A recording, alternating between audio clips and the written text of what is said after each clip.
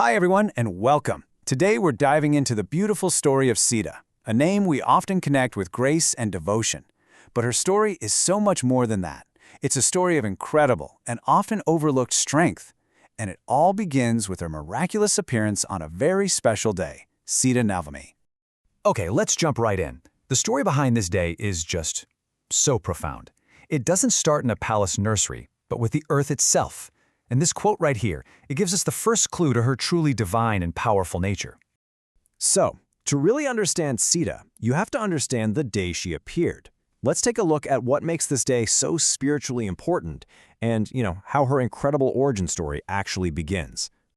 So, what exactly is Sita Navami? Well, think of it as the sacred anniversary marking the very moment Mata Sita graced our world. It's a day of huge spiritual significance, and it's celebrated on the 9th day of the waxing moon in the Hindu month of Vaishakha.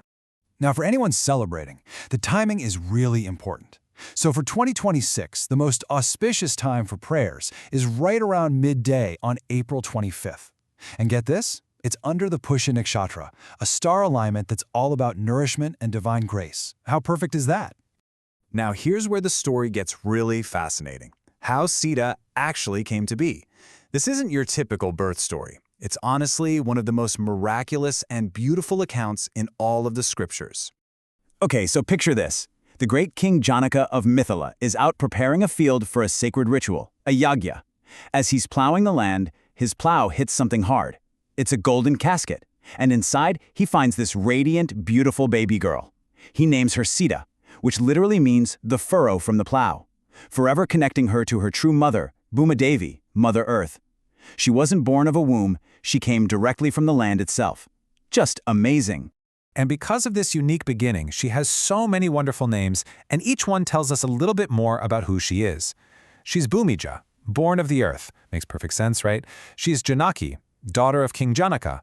And she's also Vaidehi, because her father was so spiritually evolved he was known as Videha, one who had transcended body consciousness. That connection to the earth, that is the absolute key to understanding one of the most misunderstood parts of her character, her incredible, unshakable inner strength. We always hear about Sita's gentleness, her patience. But we really have to ask ourselves, have we been looking at it all wrong? Was her gentleness a sign of passivity? Or was it something much, much more powerful? So here's the shift in thinking we need to make. Her gentleness wasn't weakness, it was the source of her resilience. Her devotion wasn't just blind obedience, it was an active, powerful choice. And she wasn't submissive to a person, she was assertive in her commitment to Dharma, to what is right. And you can see this strength so clearly right here. When Lord Ram was exiled, he told her to stay in the palace, to be comfortable. But her decision to go with him into the forest, that was all her. It was a powerful act of love, a declaration of their shared purpose, and her unwavering commitment to her Dharma. Okay, this brings us to a part of her story that is, well, it's really painful. But it's also the ultimate testament to her divine, unconquerable nature. Her abduction by the demon king, Ravana. And I'm sure you're wondering the same thing that has troubled devotees for ages.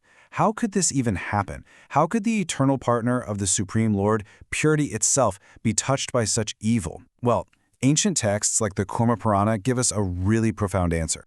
So here's where the story takes this incredible, divine turn. The scriptures tell us that as Ravana was approaching, the real Sita took refuge with Agni, the god of fire. And in her place, Agni created an illusory form, a Maya Sita. It was this illusion that Ravana abducted. The real, divine Sita was safe the entire time, completely protected. So after Ravana was finally defeated, this Maya Sita entered the fire and the true Sita emerged, her purity completely untouched, eternally unconquerable.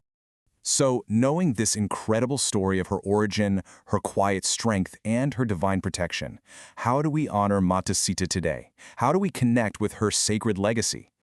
Well, the celebration is just beautiful. It's a mix of personal devotion and community prayer.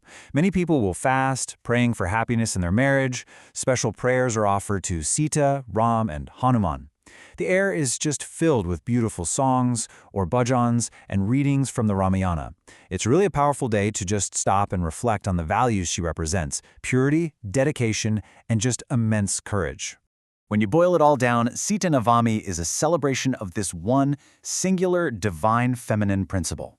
It's a principle that shows us that strength doesn't have to come from aggression, but can come from grace, and that devotion isn't an obligation, but a conscious, powerful choice. And so, I'll leave you with this to think about. In a world that so often thinks the loudest voice is the strongest, Mata Sita's life teaches us something else entirely. It teaches us that true strength is that quiet, internal power of a spirit so pure and a will so dedicated to what's right that it can never, ever be broken.